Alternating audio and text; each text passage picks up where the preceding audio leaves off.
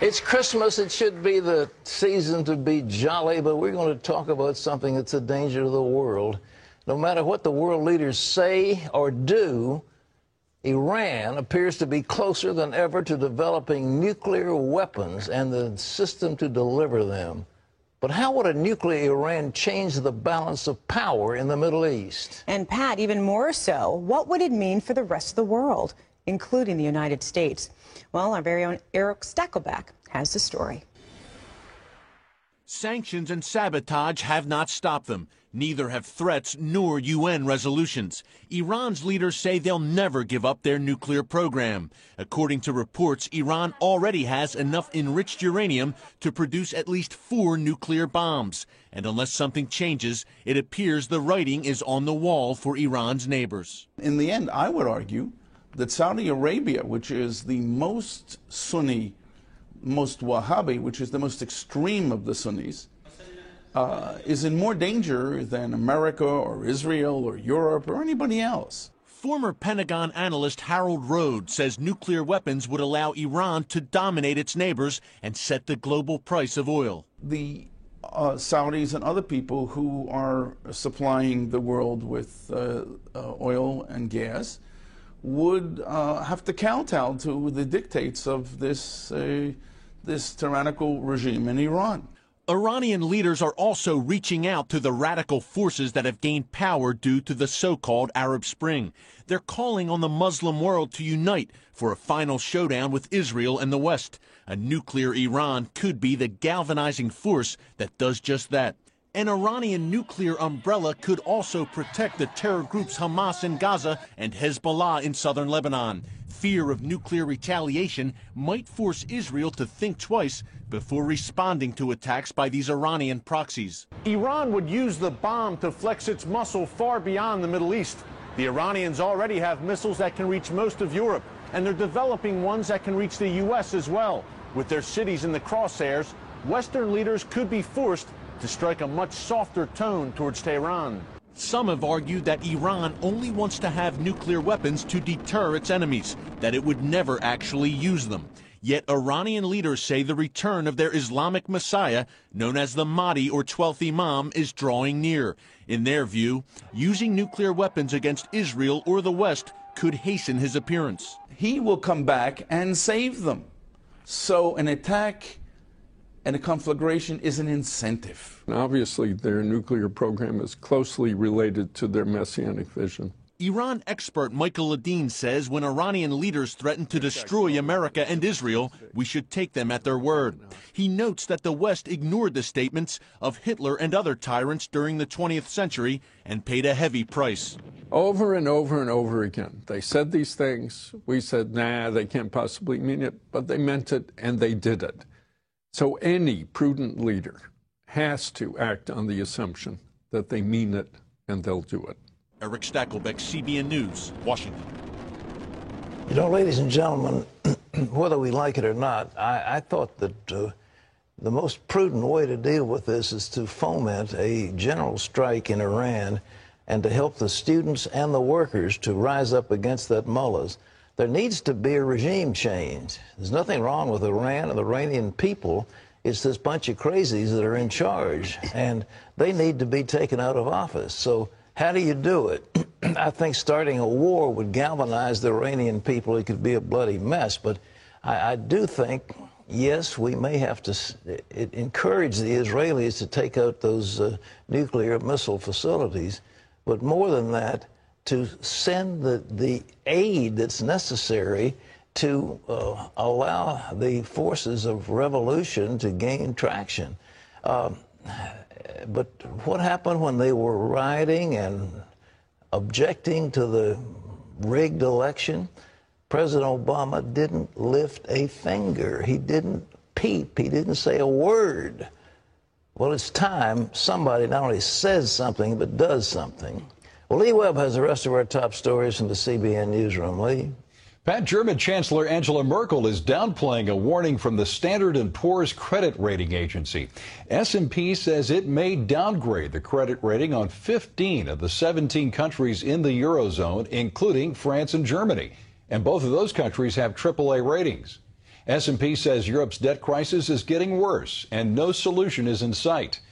European leaders meet later this week to work on a plan to take on the debt crisis. There is a lot riding on what is happening in Europe as we go through the rest of this week. All of us hope and pray that the Europeans get their act together, that they put down their decisions very clearly and outline a clear plan for implementation of those decisions. France and Germany opposed changes to the European Union Treaty to create a path out of the financial crisis. They want countries that use the euro to face automatic penalties if budget deficits run too high. President Obama is stepping up pressure on Congress to extend the payroll tax cuts for individuals after Democrats scaled back brakes for businesses. The cuts are set to expire at the end of the year unless Congress acts. Lawmakers are split on how to pay for that extension. Democrats want to increase taxes on the wealthy. Republicans insist on spending cuts. The White House says the average family will see a $1,000 tax increase if the cuts are not extended. Congress must act. Although the unemployment rate went down last month, our recovery is still fragile. Aides from both parties, though, say Congress will not adjourn for the holiday recess until a deal is reached. Pat? Well, Obama has got an issue that he can play on now. He's talking about the middle class. This is going to hurt you. You, the workers, and those nasty Republicans are going to take your money away from you. The Republicans have got to move on this. They can worry about how to pay for it later on, but they've got to do it. And they'll be deadlocked. The Democrats don't want to give one bit on spending. They just want to keep on spending, because it's through the spending that they can pay for the constituencies that support them. The Republicans know better that if you penalize the job creators, you're going to continue to have economic difficulty. But nevertheless, Obama's got a winning issue, and the Republicans cannot let him have it. Lee? Pat, two political forces met in New York Monday, a GOP frontrunner and a potential power broker. CBN News caught the meeting between Newt Gingrich and Donald Trump at Trump Tower. Gingrich says he wants Trump's endorsement. In an exclusive interview with CBN's David Brody, Trump says he approaches endorsements like a business. Had a lot of these candidates in here, obviously new today. What is it that when you go through this decision process in terms of who you may endorse, what are you looking at specifically? I've gotten to know many of the candidates. Most of them have been up here. And what's important to me, and as somebody that loves the country and wants to see this country great again, I'm very proud of the company I built. I've taken care of a lot of people from the standpoint of education and healthcare and families that make a lot of money. I have many people that work for me. And I built a great company. And I said, you know what? That's what this country needs. We need somebody that has a thinking where they can build. Because it's ultimately, if you think about it, this is a big version of what I do. And I've gotten to know the candidates, and I just want to make sure we get the right candidate. So at some point, I'll be endorsing somebody, and hopefully that person will win. Trump has also had meetings with Mitt Romney, Rick Perry, and Michelle Bachmann. He's moderating a debate in Iowa at the end of the month. So far, only Gingrich, Bachmann, and Rick Santorum have committed to take part. You can always get the latest from David Brody on the Republican presidential race by checking his blog, The Brody File, on CBNNews.com. Pat? Donald Trump is a piece of work, isn't he? He is something else, and you know, he's amazing. He's risen from the ashes. I saw him some years ago at a prize fight they were having up there at Trump Tower, and he said, listen, things aren't as bad as they say they are, but he was down, and he came back. I mean, congratulations. He's a fighter. But whether his endorsement means anything, I doubt very seriously. But nevertheless, if he would back it up with some money, it probably would be nice. Lee? A New York City church says it will keep up its battle for its right to meet in public schools. That despite a U.S. Supreme Court ruling that New York City's bans on worship services in public schools will stand. The High Court rejected the Bronx Household of Faith's plea to hear that case. That means a lower court's decision in favor of the city's policy stays in place. This is a story that CBN News has been following now for months. The congregation has been meeting at Bronx Public School number 15 since 2002, one of about 60 congregations holding worship services in New York City public schools. Attorney Jordan Lawrence of the Alliance Defense Fund represents the Bronx Church. He tells CBN News the battle is not over. There's an effort by a city councilman, Councilman Cabrera, to get the legislature to change the state law that forces this policy on all New York State school districts to bar worship services. And we hope we have some success as this shifts to the public policy realm and out of the courts. I think New York City is going to have difficulty explaining why in this city that's so diverse, so dedicated to pluralism, they single out religious worship for exclusion. The Alliance Defense Fund is going to continue fighting for this principle of equal access because it's what's right under the Constitution. 10 years of legal wrangling has allowed that Bronx church to continue its meetings in a public school until now. Pat Wheel will, of course, keep our viewers updated on this important story. I don't want to reflect on the legal skills of the Alliance Defense Fund, but all I know is that the American Center for Law and Justice had a similar case which was granted certiorari by the Supreme Court, and that was the Lamb's Chapel case versus the Santa Maria School District, and the Lamb's Chapel won.